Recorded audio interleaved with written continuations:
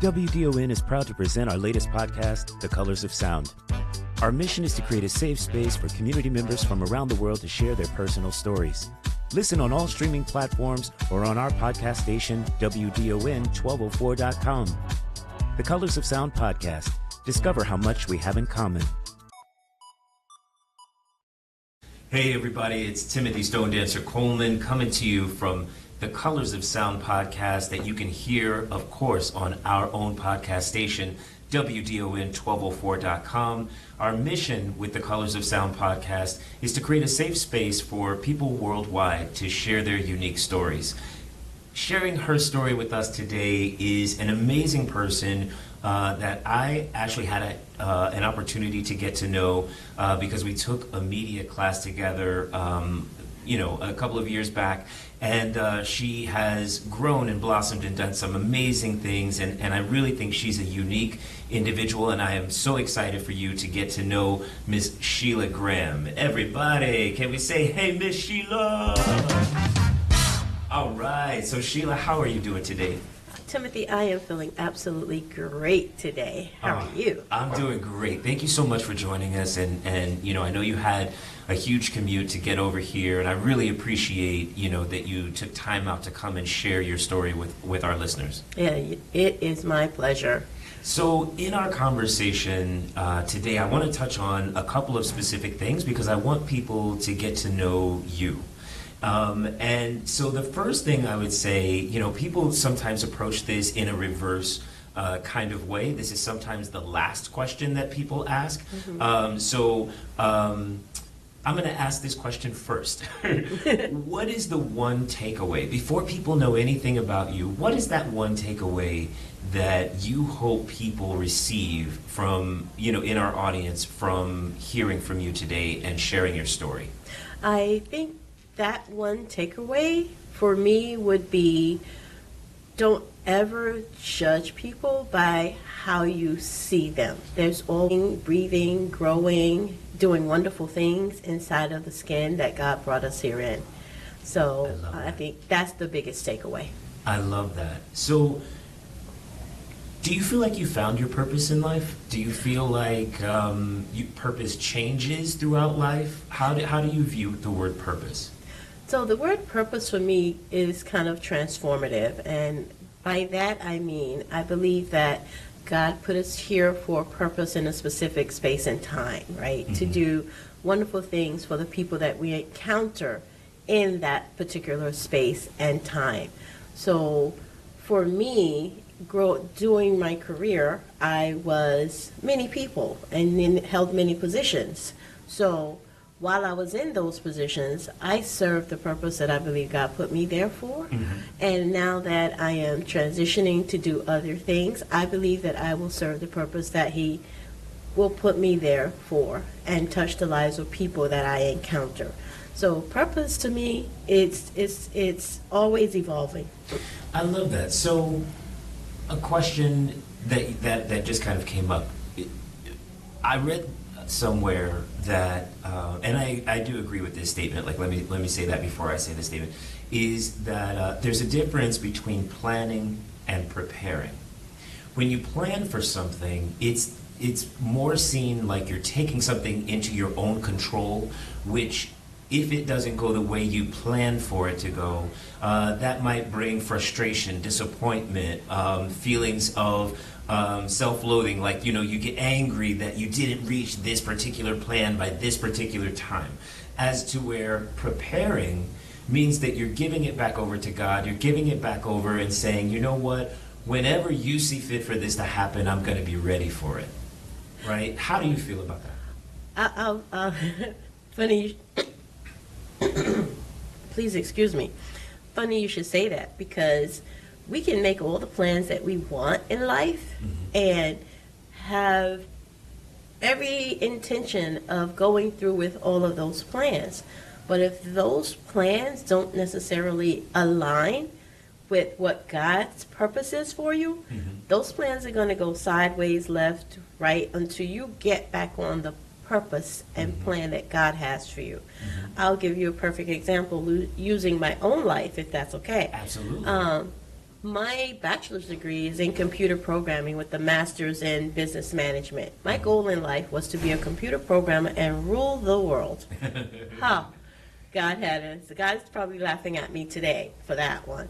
And when I graduated and looked for a computer programming position, it was a very male-dominated field. Mm-hmm.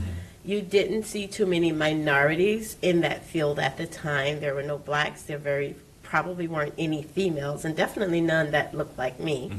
So I never was able to obtain a position in the computer programming world. Mm-hmm. And what ended up happening was a friend of mine said, hey, why don't you be a teacher? Of course, my response was, I don't want to be a teacher. I want to be a computer programmer. That's what I planned. Mm-hmm. And a long story short, I took his advice and I went and I became a teacher.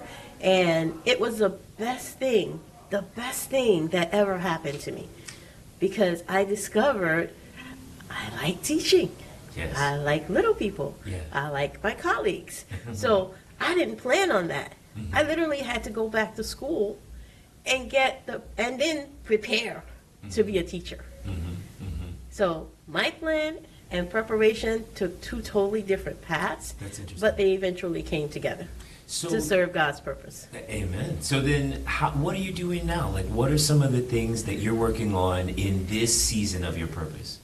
In this season of my purpose, I'm actually transitioning. I was with the Department of Education for 34 years. Wow.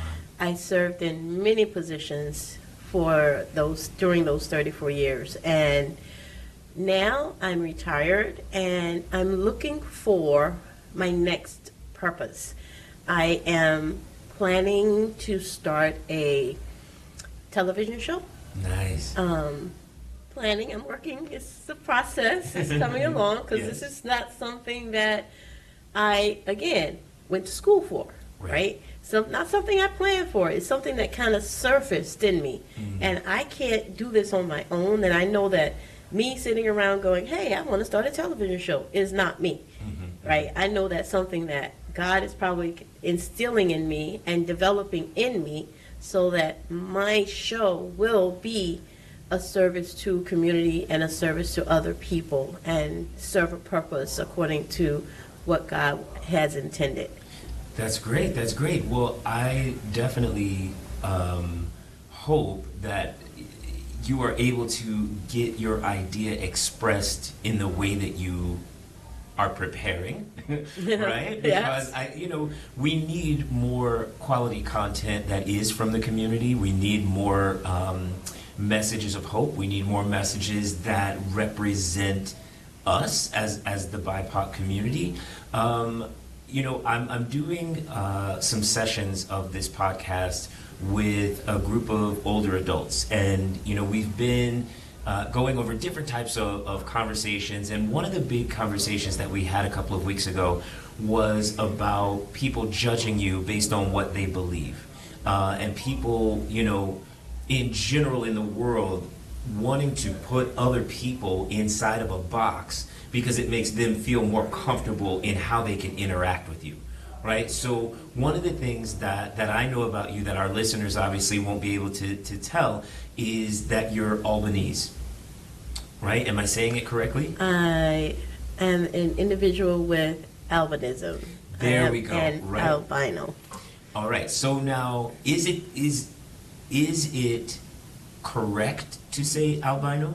It's correct to say albino. It's correct to say she was born with albanism. Okay, Right. okay. So educate those who may not know what that is and what some of the things are that you face as a human being who just so happens to be in that category.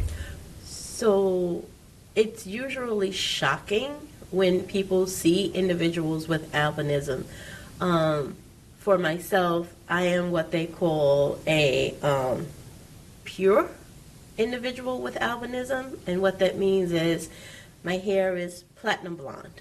My skin is crystal clear, white, right? I can't use another color. A lot of people like to say beige or peach. I find those colors offensive. So it's just being conscious of that. If anyone ever runs into anyone with albinism, be mindful. And there are some visual limitations that comes with it in some individuals, and also some hearing limitations that some individuals could have. However, with all of those limitations or impairments, as society likes to label, we are some very successful people. We are very determined people.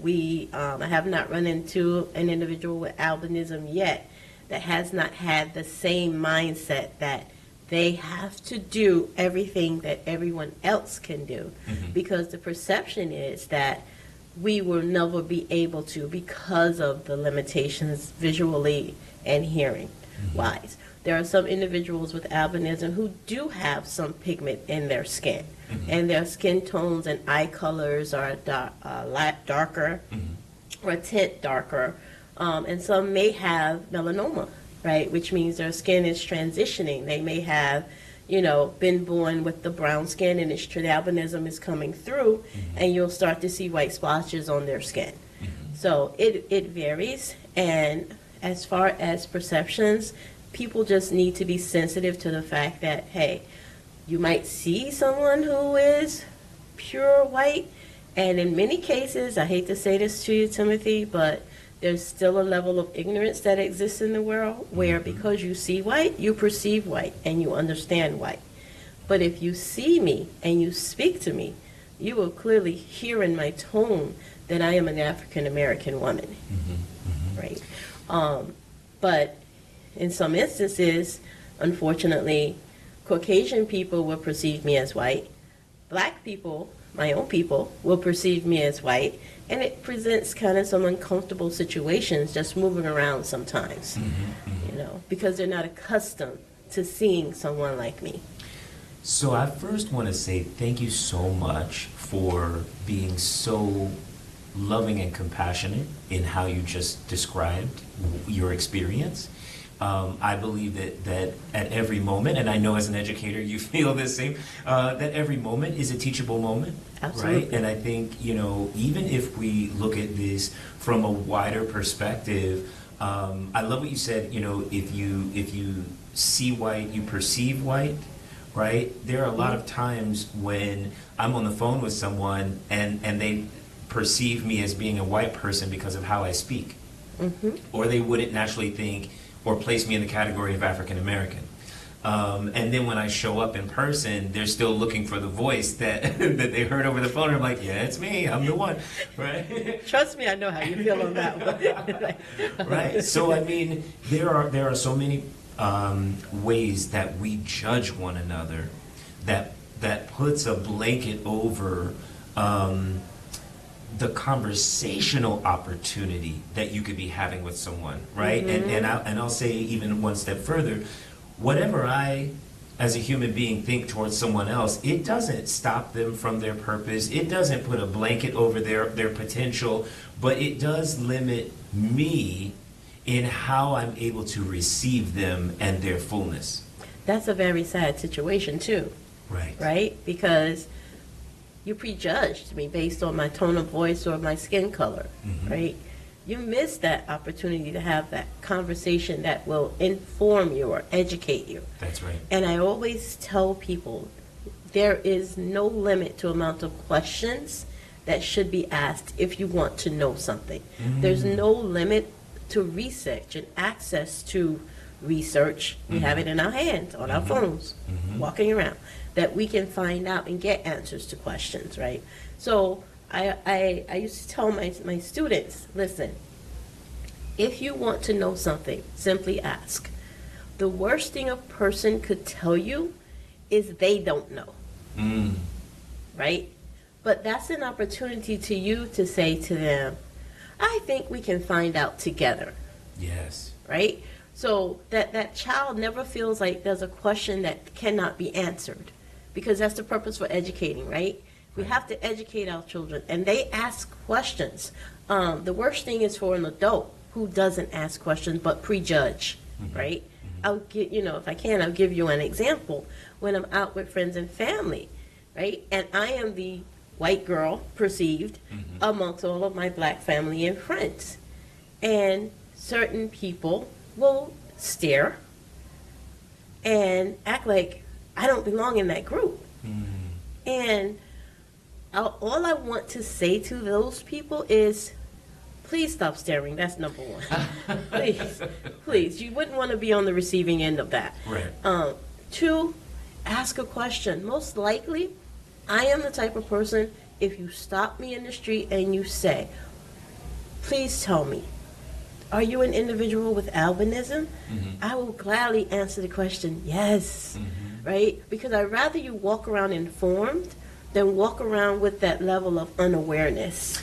So I mean, it seems like how you present it is simple. It seems like there would be a lot of fear in stepping into the ring and admitting what you don't know.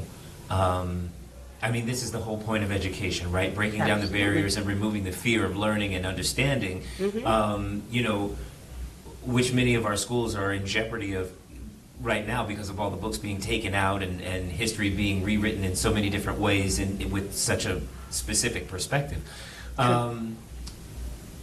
What do we do? I mean... First of all, stop. Stop. You can't erase history that has happened. You can't replace it. It's there. Stop trying to determine every page and word on a book that a child reads. It's unfair to the children. Right. If we want our children to be well informed and well prepared to be the next leaders, then they have to have access to that information. Right. We want to give them access to everything that they should not have access to. Right. But instead of giving them access to the things that would mean the most in helping them to be successful, goal-oriented leaders in their community, why would you take that literature away and that opportunity away from children? That's right. You know, you're trying to reshape this nation. You can't reshape something that's existed for over 200 years. You seem like an extremely passionate educator. I can't imagine how much fun it was to have been in your class. My kids were spoiled rotten. That's all I have to say. They were well educated and spoiled rotten. And even some of the teachers that I later got an opportunity to train, right? They had a whole different perspective just by being in some of my learning environments, you know, coming in and observing what I'm doing in my classroom. And then let's have a conversation about it. Let's take it to the next level. Let me come into your classroom and let me script your classroom, you know, your teaching, and let me show you in black and white what's happening in your classroom, right? Having some of those experiences like aha moments for teachers, right? Because I'm just using what you give me. And that's what we want our students to know. We want them to use what we give them. That's so right. we give them the best. That's right. That's right. I love it. I love it. So, obviously, they're you know, working with the community, youth and adults, right, is a passion of yours. Absolutely. And you are going to heighten and expand that that passion by putting it on television. That's Do my we goal. know how soon we can expect to start to see your show? I'm anticipating November or shortly after the new year. Okay, beautiful. Yes. And,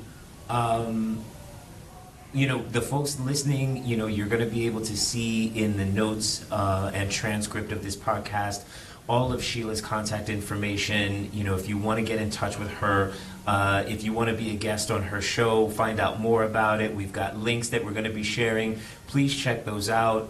Again, you know, I had a chance to work alongside of Sheila as we were both in the position of student and learning together. in that. Yeah, that's exactly right. And supporting one another in that television space and making sure that each of us had what we needed. And, you know, one day you were taking notes, the next day I'd take notes, and we're sharing all this. Yes. I'm still using those notes. Thank you very much. That's right. That's exactly right. You take amazing notes. So I just want to thank you for coming on to the podcast today and joining us with the Colors of Sound. I think you gave us some really good things to think about. I think, you know, one of the takeaways for me, for our audience, would be never be afraid to keep learning. Not knowing something doesn't make you weak or inferior to someone else. it only breeds time and opportunity for a great conversation and a deeper level of learning. And I would say, you've got everything you need in your phone these days. That's what's also was very different than certain generations, because we only had that, in an encyclopedia set, right? And you had to go through, right? Did you have the encyclopedia? And you hoped your parents had them at home. That's exactly right, right? If they could afford it, because those were very expensive. Yes. Right? And with as quickly as information changes, I don't know if encyclopedias in printed form even serve the same purpose as they once did. But everyone has the opportunity to look things up online and educate yourself, so that the second time you come across a situation or a conversation, you are more informed than you were the first time it came up.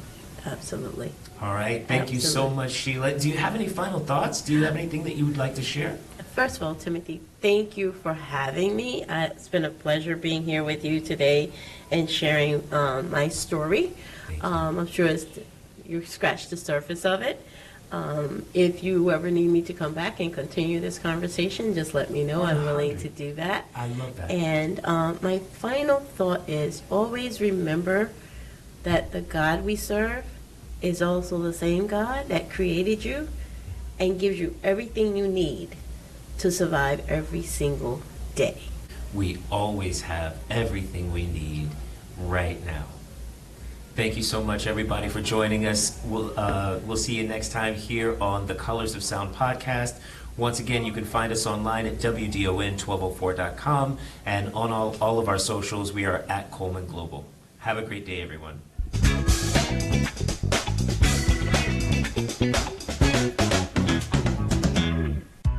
Share your story on the Colors of Sound podcast. Our mission is to create a safe space for community members from around the world to share their unique stories. Do you have an interesting story to share? Or perhaps a journey of triumph from a challenge that you faced? Do you want the world to know about your talent? Visit our website and complete our guest intake form at WDON1204.com. The Colors of Sound podcast. Discover how much we have in common.